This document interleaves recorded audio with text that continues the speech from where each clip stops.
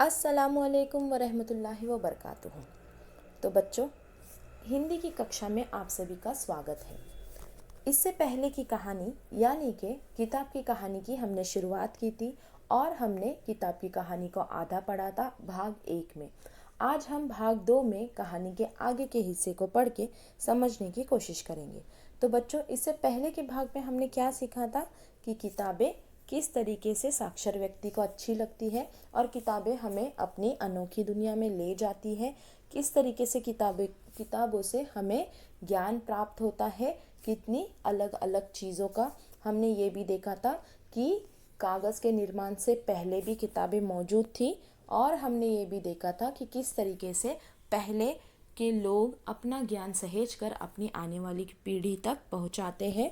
और उसके बाद हमने देखा था कि जब कागज़ नहीं था तो किस तरीके से लोग अलग अलग चीज़ों यानी कि मिट्टी के तख्तों पर, हड्डियों पर, चमड़ों पर लिख कर उस ज्ञान को सहेज कर रखते थे। बच्चों, हमने ये भी देखा था कि किस तरीके से पहले क्रमबद्ध वर्णमाला का निर्माण हुआ और उसके बाद किस तरीके से उसमें सुधारना की गई और शब्दों को आसान किया गया। हमने ये भी देखा था कि भूमध्य सागरीय प्रदेश यानी मिस्र में सबसे पहले पेपिरस नाम का पौधा लिखने के काम में लाया गया और इसी से लिखने वाले कागज़ को पेपर यह नाम प्राप्त हुआ। बच्चों, इसके बाद हमने देखा था कि किस तरीके से उन्होंने वो लंबी लंबी रीलों को एक आकार में काट कर पहली किताब का आविष्कार किया और भारत में मोरपंख की डंडी और भोजपत्र के इस्तेमाल से चीज़ें लिखी जाती थी और चमड़े पर लिखने की पद्धति उपयोग में लाने लगी। उसके बाद अब हम देखेंगे कि कागज़ का निर्माण कैसे हुआ। तो आइए बच्चों, अब हम अपनी आगे की कहानी पढ़ते हैं।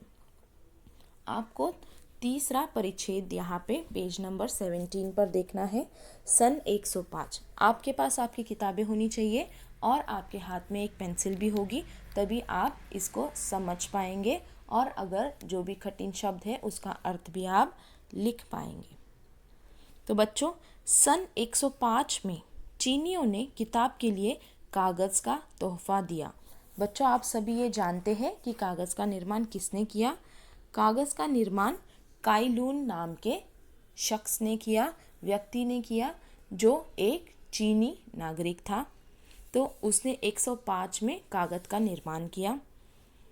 उन्होंने कपड़ों के चीथड़ों, पेड़ की छालों, मछली पकड़ने के पुराने जालों को गलाकर लुगदी बनाई और उससे लेखन कार्य के लिए एक पदार्थ तैयार किया। पहले के वक्त में क्या होता था कि रेशम के कपड़ों पर लिखा जाता था या फिर लकड़ी पर लिखा जाता था, परंतु ये दोनों ही चीज़ें रेशम बहुत महंगा था और लकड़ी बहुत वज़नदार थी।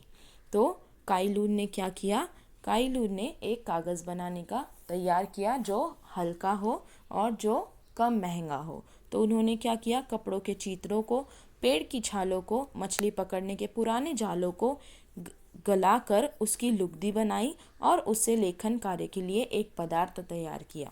इसी को बाद में कागज़ का नाम दिया गया। यह कागज़ बहुत ही हल्का और लचीला था। आज भी कागज़ लकड़ी की लुगदी से ही तैयार होता है। बच्चों, आपको पता है कागज़ बनाने के लिए लकड़ी की लुगदी का इस्तेमाल होता है। लगभग 6 शताब्दियों तक यह आविष्कार पूर्व के इसी क्षेत्र में छुपा रहा। तो बच्चों, जब काई लुन ने कागज़ बनाने की तरकीब सोची, उसने कागज़ बनाने की तरकीब को हान साम्राज्य के राजा को बताई, तो राजा बहुत खुश हुए और उन्होंने उसी तरीके से कागज़ का निर्माण करने का हुक्म अपने राज्य में दिया। परंतु यह कागज़ का निर्माण और यह कागज़ बनाने की तरकीब सिर्फ चीन में ही रही, जब तक 6 शताब्दियों तक यह आविष्कार सिर्फ पूर्व के इसी क्षेत्र में छुपा रहा। एक बार क्या हुआ, अरब घुमक्कड़ों ने कागज़ बनाने वाले कुछ चीनी कारीगरों को पकड़ लिया। तब बाहरी संसार के सामने कागज़ के आविष्कार का रहस्य खुला। बच्चों, जब पहले किसी को पकड़ा जाता तो अगर वह इंसान जो पकड़ा गया है वह पकड़ने वाले को कोई बहुत ही ज़रूरी जानकारी दे दे यानी कि उनके काम में आने वाली कोई बात बताए तो उन्हें छोड़ दिया जाता, वरना उन्हें अपना गुलाम बना लिया जाता। तो चीनी कारागिरों को जिस वक्त अरब घुमक्कड़ों ने पकड़ लिया तो उन्होंने अपनी जान बचाने के लिए अपनी कागज़ बनाने की तकनीक को अरब घुमक्कड़ों को बता दिया। इसी तरीके से बाहरी संसार के सामने इस कागज़ के आविष्कार का रहस्य खुल गया। किताब की ज़िंदगी में सन 1449 में अगला मोड़ आया। जोहान गटनबर्ग नाम के एक जर्मन नागरिक ने धातु से बने अक्षरों के टाइप का आविष्कार किया। तो बच्चों, किताब की ज़िंदगी में क्या हुआ? अब किताब के लिए कागज़ तो बना, पर उस पर लिखने की पद्धति का अब भी आविष्कार होना बाकी था। तो जोहान गटनबर्ग नाम के एक जर्मन नागरिक ने क्या किया? धातु यानी कि मेटल से बने अक्षरों के टाइप का आविष्कार किया। इस पद्धति से छपाई बहुत धीरे हो पाती थी। इसके बजाय कि वह लिखकर छपाई करे, लिखकर किताबें लिखे, जोहान गटनबर्ग नाम के जर्मन व्यक्ति ने धातु से बने, मेटल से बने अक्षरों का निर्माण किया, जिससे वो उसको स्याही में डुबा के उस पर प्रेस करके छपाई कर सकते थे। परंतु क्या होता था, इतने सारे धातु के अक्षर बनाकर फिर उसको छपाई करने में बहुत ही ज़्यादा समय लगता था। तो इस पद्धति से छपाई बहुत धीरे हो पाती थी। गटनबर्ग को बाइबल की 190 प्रतियां छापने में लगभग 3 साल का समय लग गया था। पर इस आविष्कार का एक लाभ भी हुआ। अब यहाँ पे जब छपाई बहुत ही धीरे हो पाती थी तो जोहान गटनबर्ग नाम के इस जर्मन व्यक्ति को बाइबल की 190 प्रतियां कॉपीज छापने के लिए 3 साल का समय लगा। परंतु क्या हुआ, इस आविष्कार का एक और लाभ भी हुआ। आइए देखते हैं क्या लाभ हुआ। किताबों की कीमतें एक चौथाई से भी कम हो गई। क्या हो गया? अब किताबें बहुत महंगी नहीं रही। पहले किताबें रेशम के कपड़ों पे बनाई जाती, चमड़ों पर बनाई जाती, लकड़ी पर या फिर हड्डियों पर। अब क्या हुआ, कागज़ बनने के बाद और इस मेटल टाइपिंग यानी कि इस छपाई के तंत्र के बाद किताबों की कीमतें क्या हो गई? एक चौथाई से भी कम, क्योंकि उस मशीन द्वारा वो टाइपिंग होने लगी, मेटल के धातुओं से होने लगी। अब लोगों को हाथों से लिखकर बहुत देर तक किताबें नहीं बनानी पड़ती, इसीलिए उसकी कीमतें भी एक चौथाई से कम हो गई।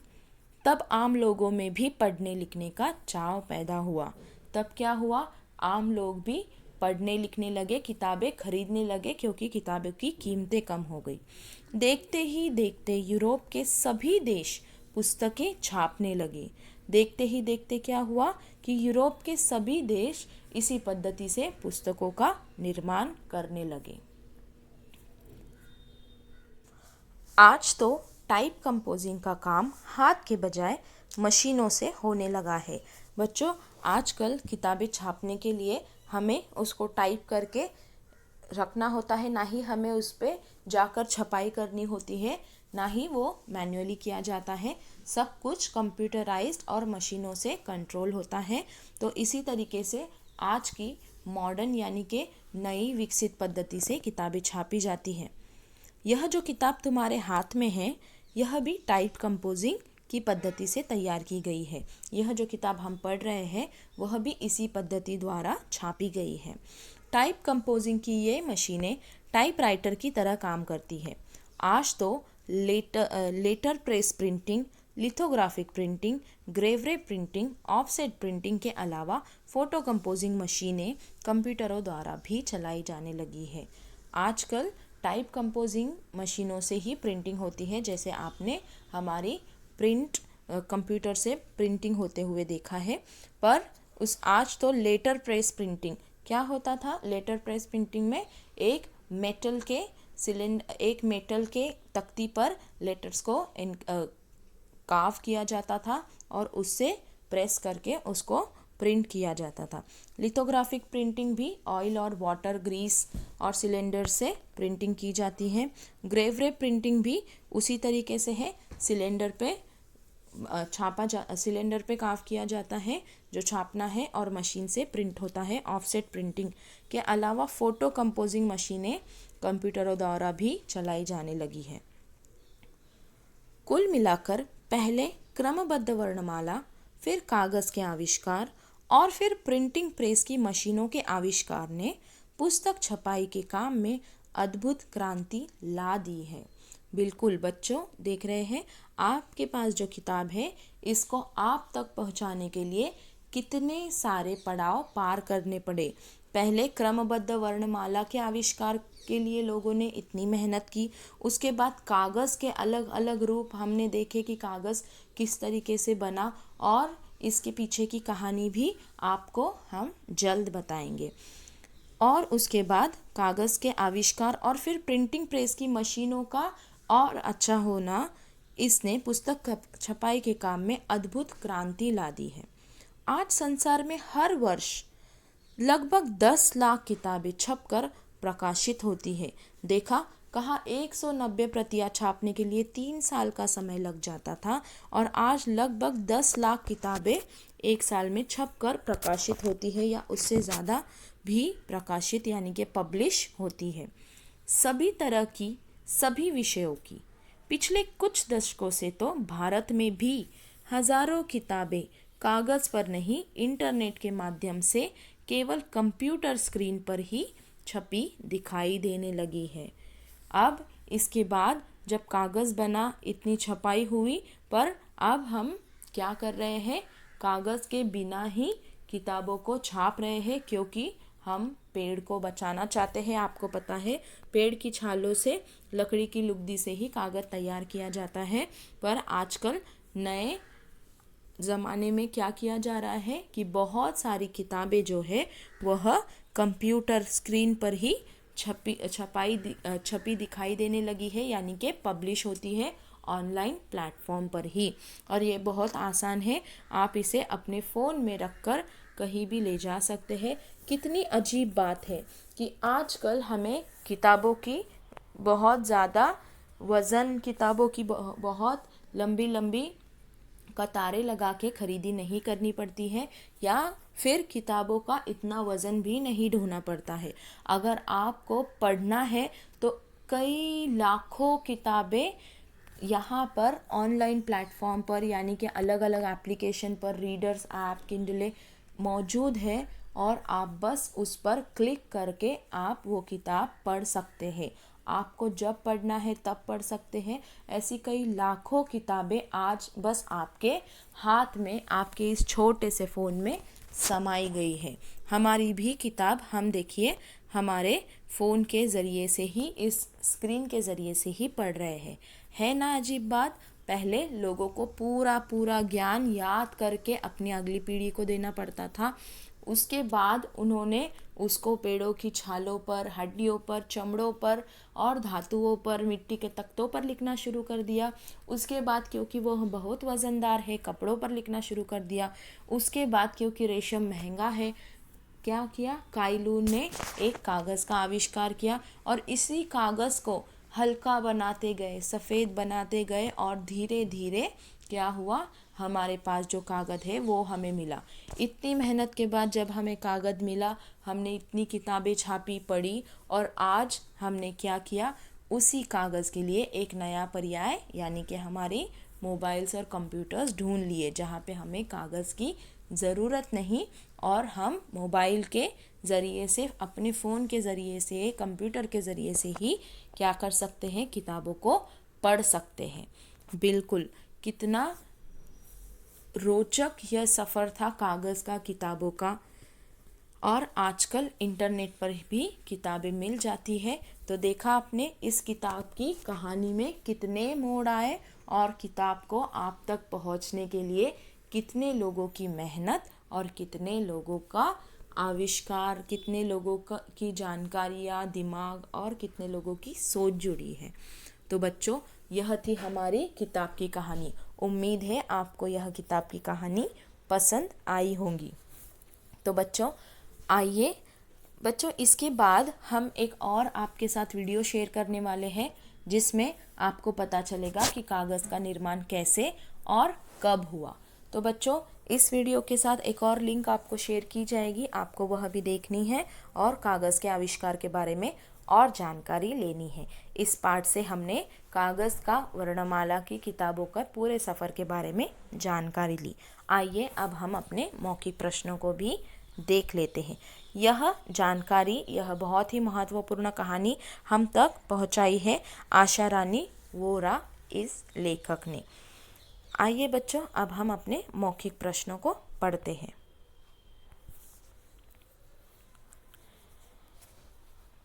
इन प्रश्नों के उत्तर दे। मौखिक। साक्षर व्यक्ति को किताब कैसी लगती है? सबसे पहले इस पाठ की शुरुआत इसी सवाल के जवाब से हुई। साक्षर व्यक्ति को किताब कैसी लगती है? आपने तो सुनी है ये कहानी, भाग 1 में हमने बताया था। तो साक्षर व्यक्ति को किताब किसी भी रोटी या मिष्ठान से अधिक मीठी लगती है। बिल्कुल। आइए देखते हैं हमारा दूसरा सवाल क्या है। किताबें हमें क्या जानकारी देती है? किताबें हमें क्या जानकारी देती है? हमने यह भी पढ़ा था। यहाँ देखेंगे आप, किताब ही हमें हजारों साल पहले की दुनिया का हालचाल बताती है, राज्यों के उत्थान पतन की खबर देती है, नए ज्ञान विज्ञान से परिचित कराती है, संतों, ज्ञानियों और नेताओं के अनुभवों का लाभ हम तक पहुंचाती है। तो किताबें हमें ये सारी जानकारियाँ देती है। आइए अब हम देखते हैं हमारा तीसरा प्रश्न क्या है। प्राचीन काल में ज्ञान को कैसे सुरक्षित रखा जाता था? प्राचीन काल में ज्ञान को कैसे सुरक्षित रखा जाता था जब हमारे पास क्या नहीं थे? बिल्कुल, हमारे पास कागज़ नहीं था। तो प्राचीन काल में क्या करते थे लोग? अपने ज्ञान विज्ञान को कंठस्थ कर लेते थे और पीढ़ी दर पीढ़ी एक दूसरे को बताकर उसको सहेज कर रखते थे। और क्या करते थे? कच्ची मिट्टी की आधार पट्टियाँ बनाकर उन पर लिखते थे और चमड़ों पर लिखा जाता था। तो प्राचीन काल में ज्ञान को कैसे सहेज कर रखा जाता था? वह ज्ञान को कंठस्थ कर लेते थे और अगली पीढ़ी को बताते थे। और या फिर अगर ऐसा कोई ज्ञान हो जो याद रखना कठिन हो, उसे वो मिट्टी की तख्तियों पर लिखते थे। तो आइए देखते हैं हमारा चौथा सवाल क्या है। यूनानियों ने वर्णमाला में क्या सुधार किए? बिल्कुल, जैसे बच्चों आप जानते हैं कि फिनलैंड के लोगों ने पहली क्रमबद्ध वर्णमाला का आविष्कार किया था। उसके बाद सबसे पहले यूनानियों ने उसे अपनाया और उन्होंने क्या किया कि इन अक्षरों के आकार को सरल बनाया। उस वर्णमाला के जो अक्षर थे वह बहुत ही अधिक मुश्किल थे, कठिन थे। उन आकारों को उन्होंने सरल बनाया और उनमें अधूरे स्वर वाले अक्षर जोड़े। बिल्कुल, यह 2 सुधार उन्होंने किए। आइए देखते हैं पांचवा सवाल क्या है। पुस्तक छपाई के काम में कौन से आविष्कार महत्वपूर्ण हैं? पुस्तक छपाई के काम में कौन से आविष्कार महत्वपूर्ण हैं? यहाँ पे पुस्तक छपाई के काम में क्रमबद्ध वर्णमाला के आविष्कार, फिर कागज़ के आविष्कार और फिर प्रिंटिंग प्रेस की मशीनों के आविष्कार उसमें बहुत ही महत्वपूर्ण थे। बच्चों, आपने इन मौखिक प्रश्नों को पढ़ लिया है। आपको एक और बार शब्दार्थ को पढ़ना है। शब्दार्थ यहाँ पर आपके किताब में दिए गए हैं, पेज नंबर 18 पर। आपको उसको पढ़ना और समझना है। तो बच्चों, अब हमने मौखिक प्रश्न पढ़ लिए हैं। अब अगली कक्षा में आपको लिखित प्रश्नों उत्तरों सहित और व्याकरण का बोध दिया जाएगा। तो बच्चों, इसी के साथ हमारी यह किताब की कहानी यहाँ ख़त्म होती है। आपके साथ एक और वीडियो हम शेयर कर रहे हैं जिसमें आपको पता चलेगा कि कागज़ का निर्माण पहले कैसा हुआ और किस तरीके से कागज़ का आविष्कार हुआ और कैसे वो आगे बढ़ता गया और हमें आज का कागज़ कैसे मिला। तो बच्चों, आपको उस वीडियो को भी देखना है आपकी जानकारी के लिए और आपको उसको याद भी रखना है।